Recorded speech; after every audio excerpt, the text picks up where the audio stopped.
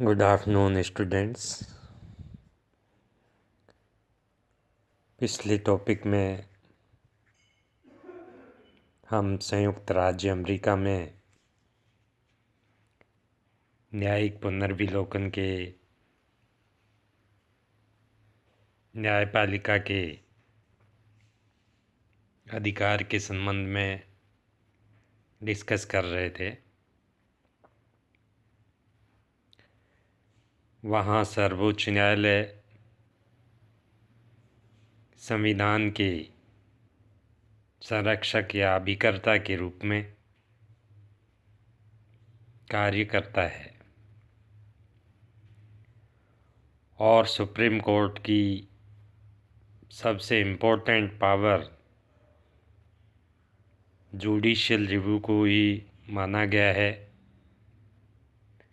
जिसके कारण सर्वोच्च न्यायालय ने कॉन्स्टिट्यूशन के गार्जियन की भूमिका प्राप्त कर ली है।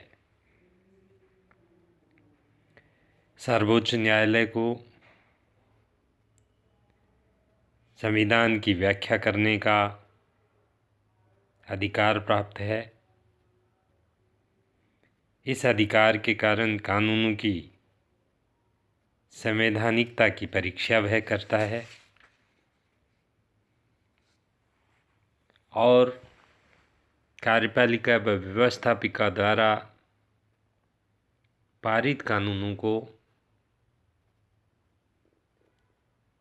यदि वह संविधान के प्रतिकूल मानता है तो सुप्रीम कोर्ट अवैध घोषित कर सकता है।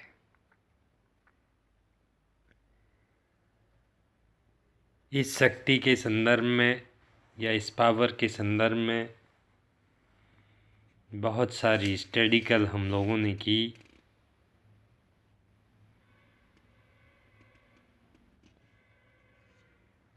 और न्यायाधीश मार्शल को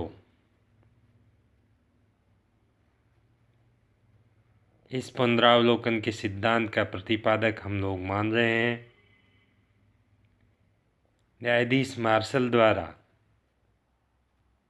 अपने निर्णय में न्यायिक पुनर्विलोकन के सिद्धांत को प्रतिपादित किए जाने के पूर्व से ही इस संदर्भ में इस धारणा की आलोचना की जाती रही है।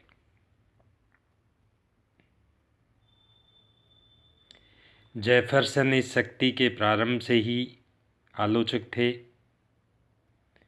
और सीनेट के उम्मीदवार के रूप में प्रचार करते हुए अब्राहम लिंकन ने भी सर्वोच्च न्यायालय की इस शक्ति की कटु आलोचना की है।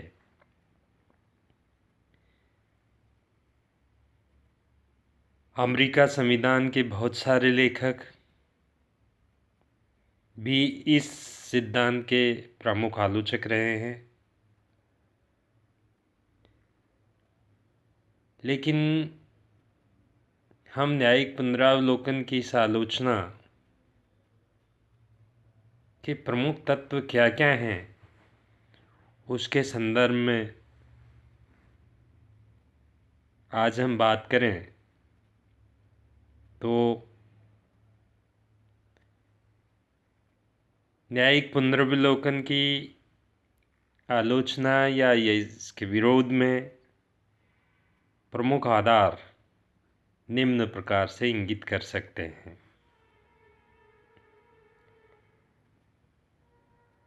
न्यायिक पुनरावलोकन की पहली आलोचना हम इस आधार पर कर सकते हैं कि न्यायिक पुनर्विलोकन का कोई संवैधानिक आधार नहीं है। आलोचकों के अनुसार सर्वोच्च न्यायालय के इस अधिकार का कोई संवैधानिक आधार नहीं है। संविधान में कहीं पर भी इस बात का कोई स्पष्ट उल्लेख नहीं है कि सुप्रीम कोर्ट कानूनों की वैधानिकता की परीक्षा कर उन्हें रद्द कर सकती है।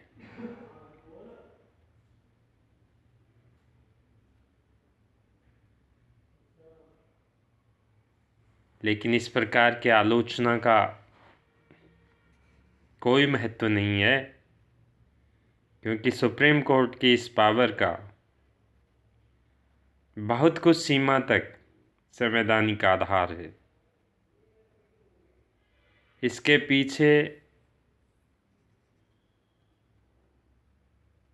250 वर्षों से इस अधिकार का प्रयोग किया जा रहा है और किसी ने भी न्यायालय के इस अधिकार को गंभीर चुनौती नहीं दी है। दूसरा जो क्रिटिसाइज करने का आधार है वो है सर्वोच्च न्यायालय के निर्णय पॉलिटिक्स से प्रेरित होते हैं। इंस्पायर बाय पॉलिटिक्स, ये तो माना जा सकता है कि सर्वोच्च न्यायालय को वैधानिकता के आधार पर कानूनों पर विचार करने का पावर प्राप्त होना चाहिए। किंतु वास्तविक सिचुएशन ये है कि सर्वोच्च न्यायालय के न्यायाधीश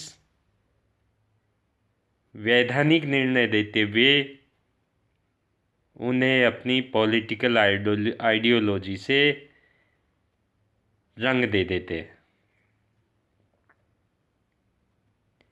इस संबंध में कहा जाता है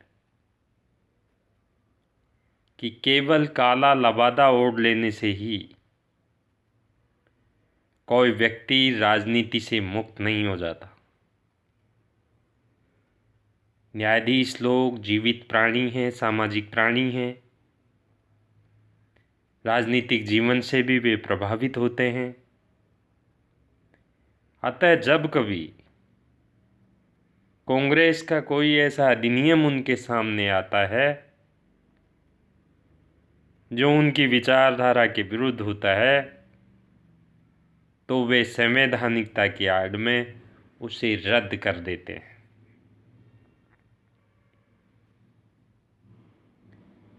न्यायाधीशों के निर्णय आर्थिक और राजनीतिक विचारधारा पर आधारित होते हैं। इस बात के कुछ प्रमाण हम देखें तो न्यायिक निर्णयों में, डिसीजन में परिवर्तन होते रहे। 1922 में कांग्रेस द्वारा कोलंबिया जिले के लिए पारित न्यूनतम मजदूरी अधिनियम सुप्रीम कोर्ट के द्वारा इस आधार पर अवैधानिक घोषित कर दिया गया कि यह संविधान के 5वें संशोधन द्वारा प्रदत्त संविदा की स्वतंत्रता के प्रतिकूल है। लेकिन 1957 में सुप्रीम कोर्ट ने अपने ही पुराने डिसीजन को रद्द कर दिया और कहा कि संविदा की स्वतंत्रता को दूसरे रूप में ग्रहण किया जाए। मुख्य न्यायाधीश मार्शल और मुख्य चीफ जस्टिस टोनी की विचारधारा में वैसा ही अंतर देखा जा सकता है जैसा हैमिल्टन और जेफरसन की विचारधारा में था। अतः सर्वोच्च न्यायालय के डिसीजन राजनीति से प्रेरित होते हैं। तीसरा प्रमुख आलोचना का कारण है सुप्रीम कोर्ट के डिसीजन जो कि न्यायिक पुनर्विलोकन के माध्यम से लिए जाते हैं,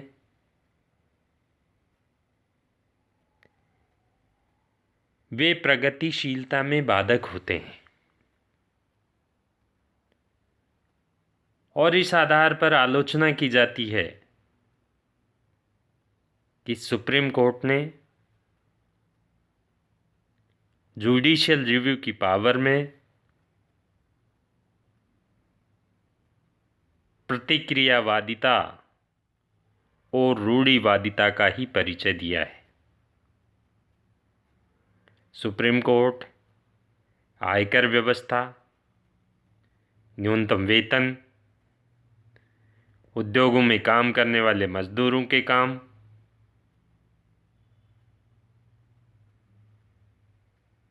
दास प्रथा को समाप्त करने से संबंधित प्रगतिशील विधेयकों को रद्द का काम प्रगतिशीलता में बाधक बना है। राष्ट्रपति रूजवेल्ट की नवनिर्माण आर्थिक नीति व उनके प्रशासन काल में कांग्रेस द्वारा पारित राष्ट्रीय पुनरुद्धार एक्ट तथा कृषि आयोजक एक्ट रद्द करके तो सर्वोच्च न्यायालय ने अपनी प्रतिक्रियावादिता पर मोहरी लगा दी थी। अतः इस संबंध में कह सकते हैं कि सर्वोच्च न्यायालय में न्यायाधीशों ने सदा ही संपत्तिशाली वर्ग के हितों की रक्षा की है।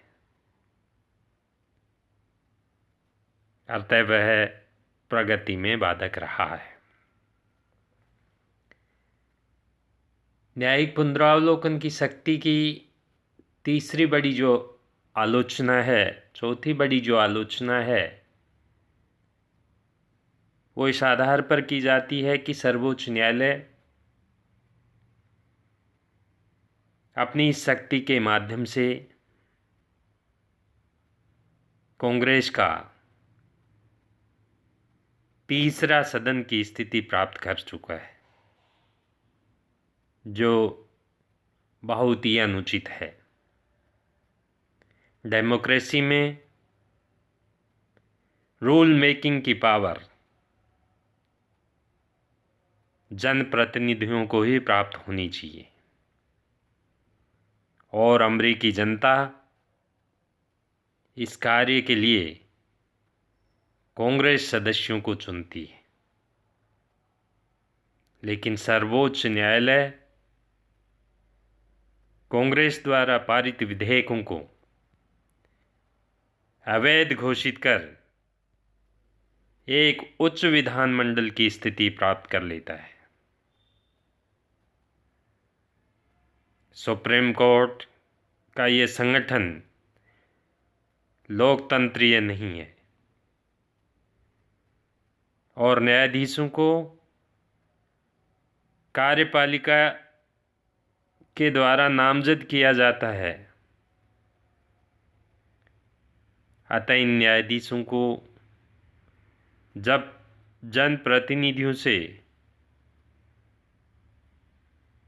उच्च स्थिति प्रदान करना निश्चित रूप से अलोकतांत्रिक ही है।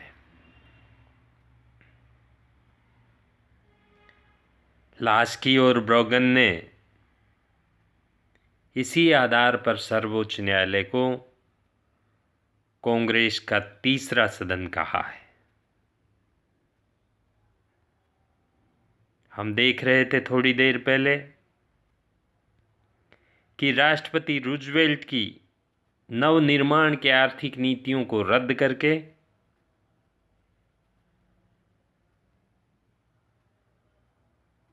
एक न्यायपालिका ने अपना नवीन संदेश दिया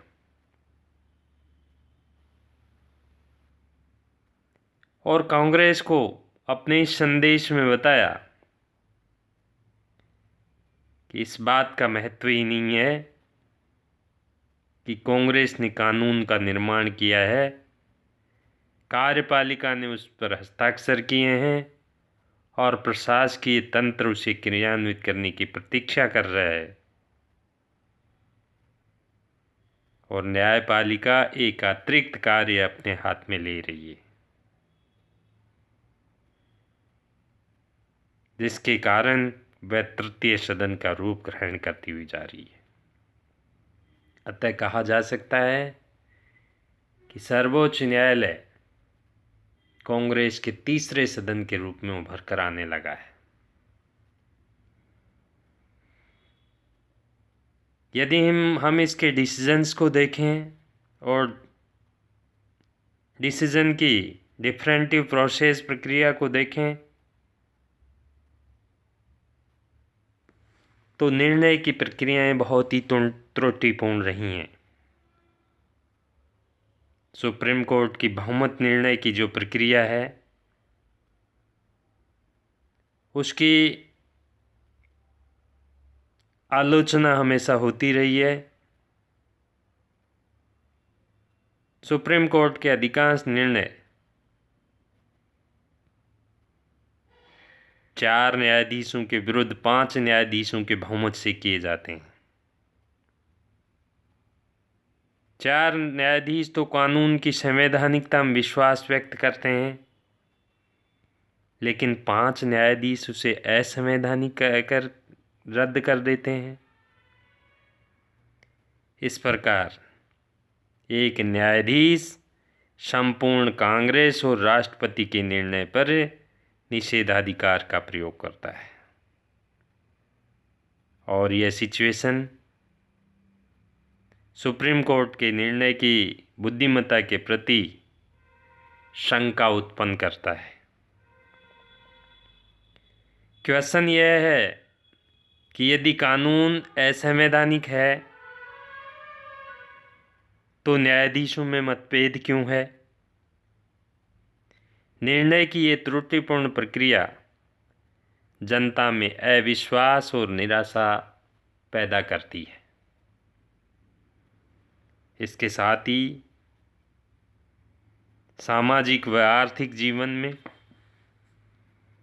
सुप्रीम कोर्ट की इस शक्ति के कारण अस्थिरता पैदा होती है।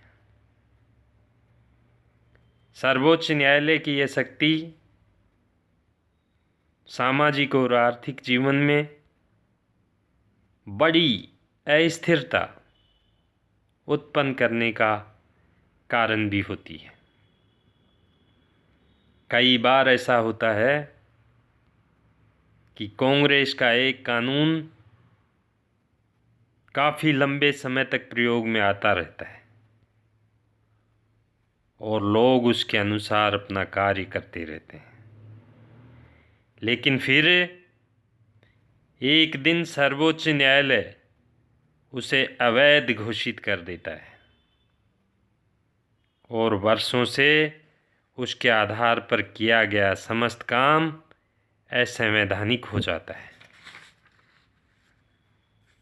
यह स्थिति नागरिकों में समस्त कानूनी ढांचे के प्रति शंका उत्पन्न कर देती है और इससे राजनीतिक जीवन के उद्देश्य भी निश्चित नहीं हो पाते।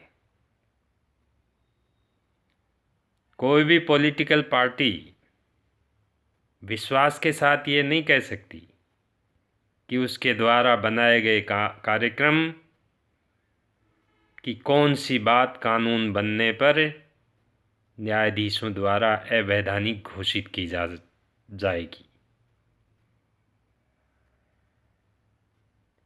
इसी प्रकार से धीरे धीरे विधानमंडलों में उत्तरदायित्व का ह्रास भी होता जा रहा है।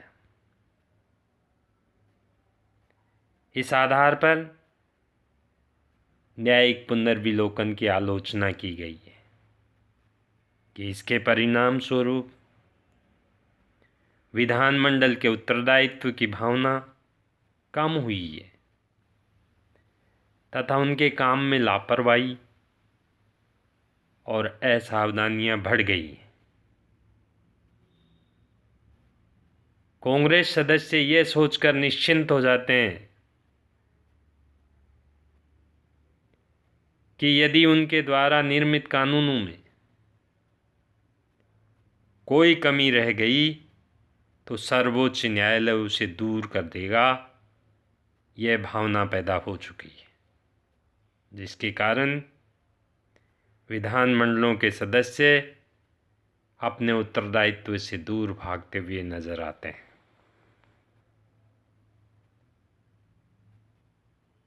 ये सब कारण थे न्यायिक पुनर्विलोकन की प्रक्रिया की आलोचना के, कि संयुक्त राज्य अमेरिका में न्यायपालिका को न्यायिक पुनर्विलोकन की शक्ति तो प्राप्त है, किंतु इस शक्ति के उपयोग से बहुत सारी व्यवस्था में कमजोरियां आ गई हैं या बहुत सारे नुकसान हो रहे हैं, जिसका हमने आज स्टडी किया।